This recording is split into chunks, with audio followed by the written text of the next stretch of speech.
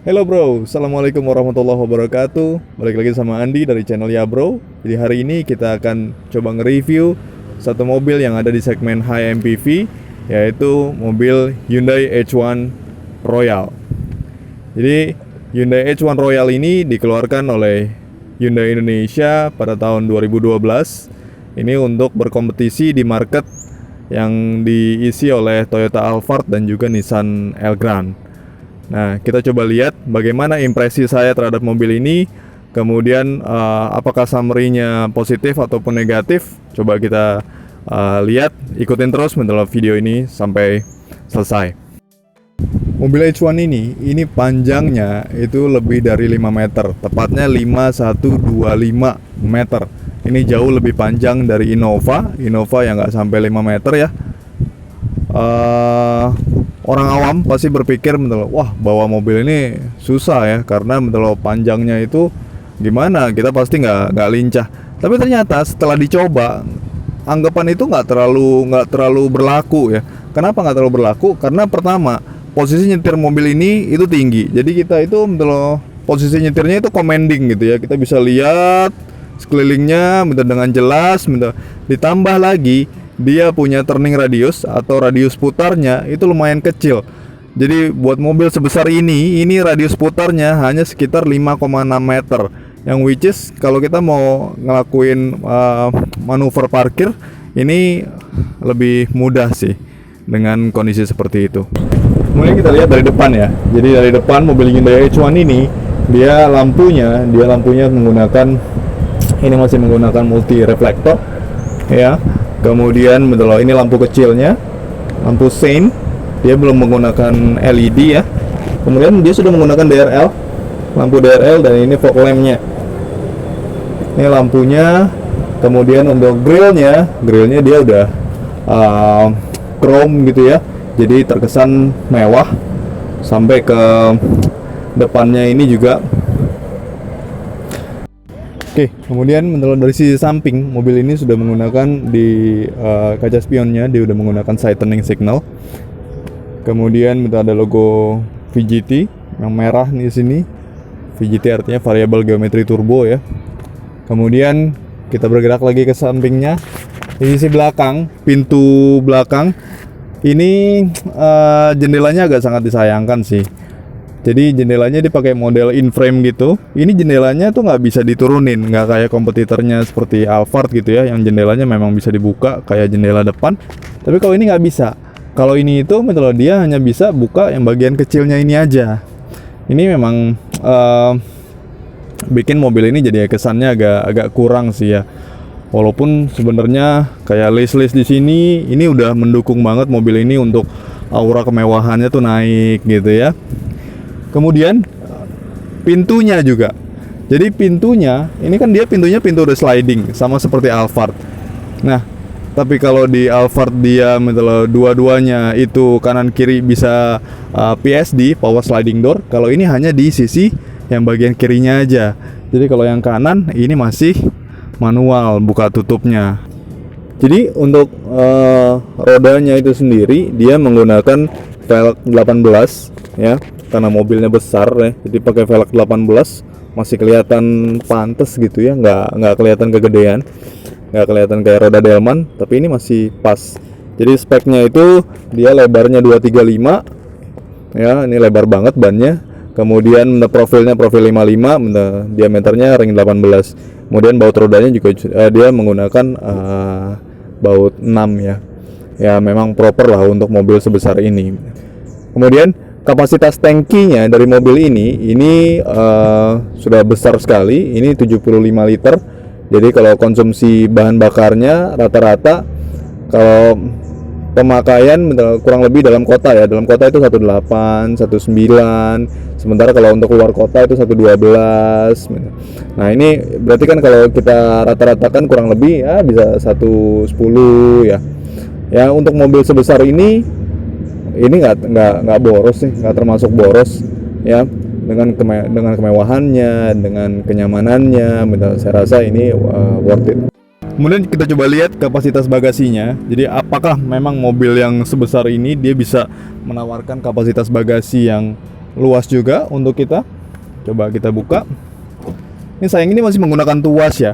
Jadi mobil semewah ini dia belum menggunakan power back door. Mungkin belum jadi feature yang menarik di eranya ya. Oke. Kita lihat. Jadi kalau kursi belakangnya masih normal, masih pada pengaturan standarnya, kita hanya dapat seperti ini. Ini lumayan luas juga. Jadi kalau kita bawa galon ini masih bisa sih ya. Untuk 3 galon, 4 galon ini masih bisa. Tapi bagaimana kalau kita membutuhkan kapasitas yang lebih luas? Coba kita lihat seperti ini.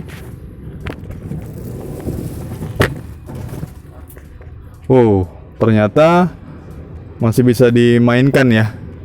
Jadi ini kalau kita butuh bawa koper-koper besar, kita masih bisa bawa.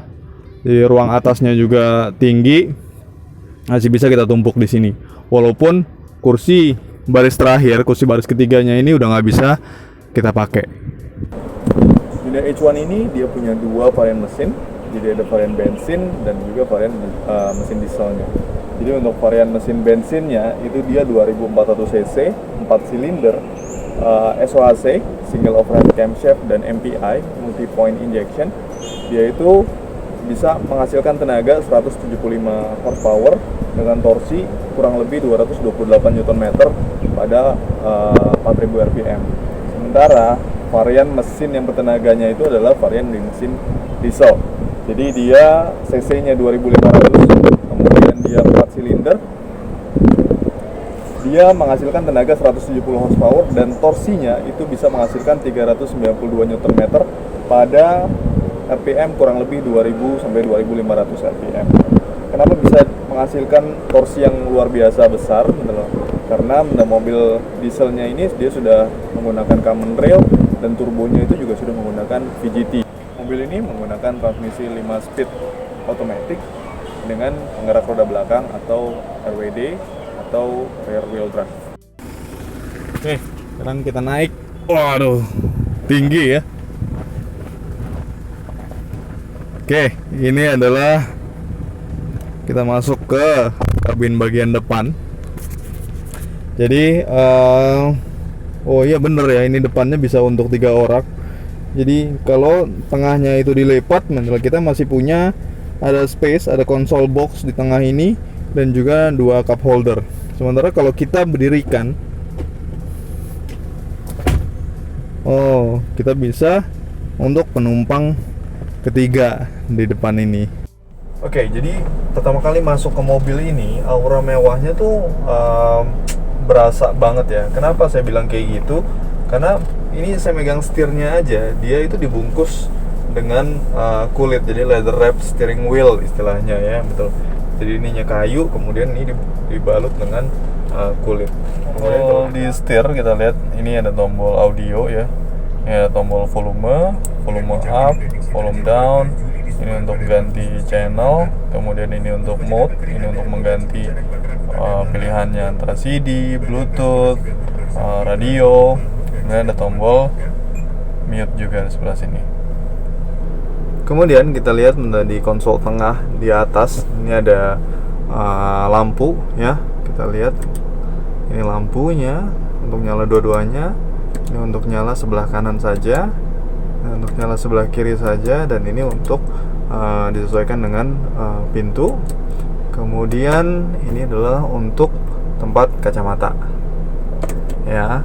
Terus kemudian kita geser, kita lihat, di sini udah ada kacanya, walaupun belum ada lampunya di sini.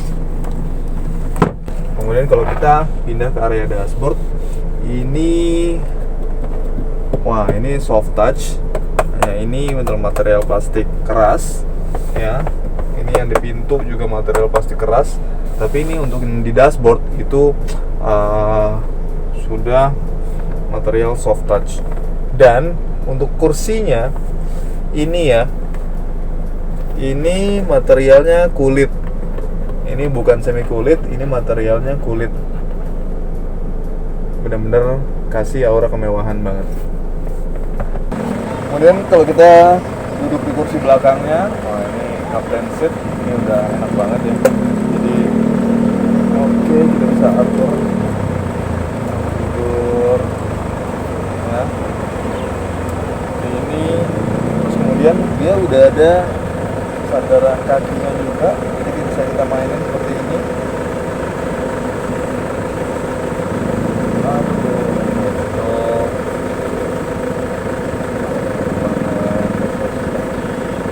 Ini juga kondisi recliningnya, kita bisa lihat itu sampai terbang apa sih.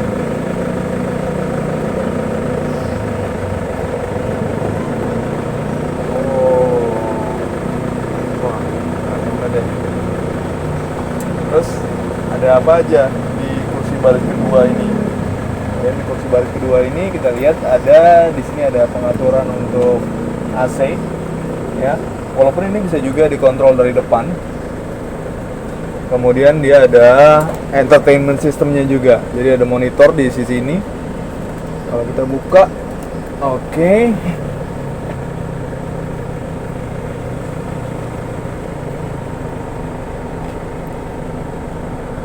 Oke, itu entertainment systemnya.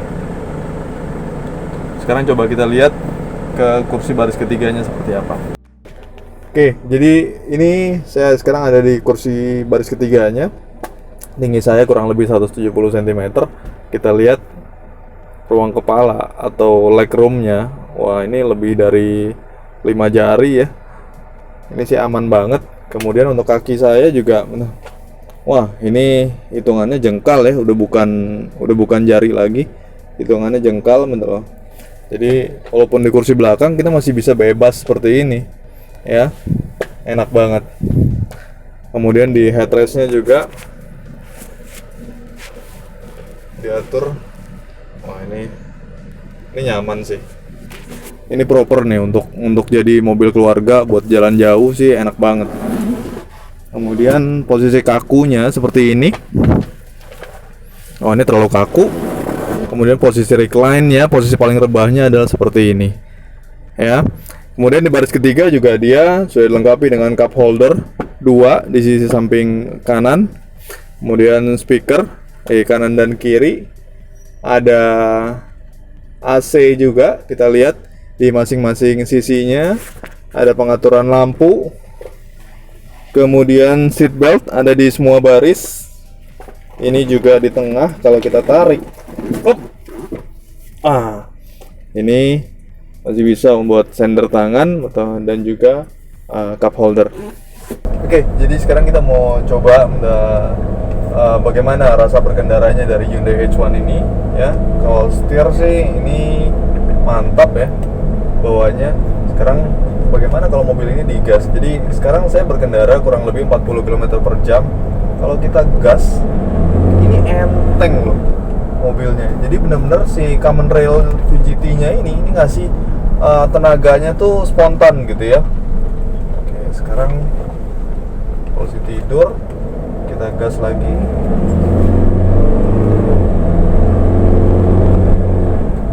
Buat sampai ke kecepatan 60 km per jam, no effort at all. Itu enteng banget bener. Buat mobil 2 ton, panjangnya 5,1 meter, ini ringan sih. Oke bro, jadi setelah kita lakukan review singkat tadi, summary saya, kesimpulan saya tentang mobil ini, Hyundai H1 Royal 2016. Pertama yang jadi positif poin adalah ini mobil aura mewahnya berasa gitu ya. Jadi dari tampilan luar, dari dalam dia udah pakai kulit, itu buat saya aura mewahnya berasa. Kemudian yang kedua, jadi performance mesinnya dia untuk bobot mobil yang 5,1 meter terus bobotnya lebih dari 2 ton gitu. Ini ringan gitu loh. Jadi nggak ada effort ya buat kita mau jalan 60-80 km per jam, itu ringan-ringan aja. Dan juga turning radiusnya yang kecil itu benar-benar ngebantu kita untuk melakukan manuver pada saat parkir.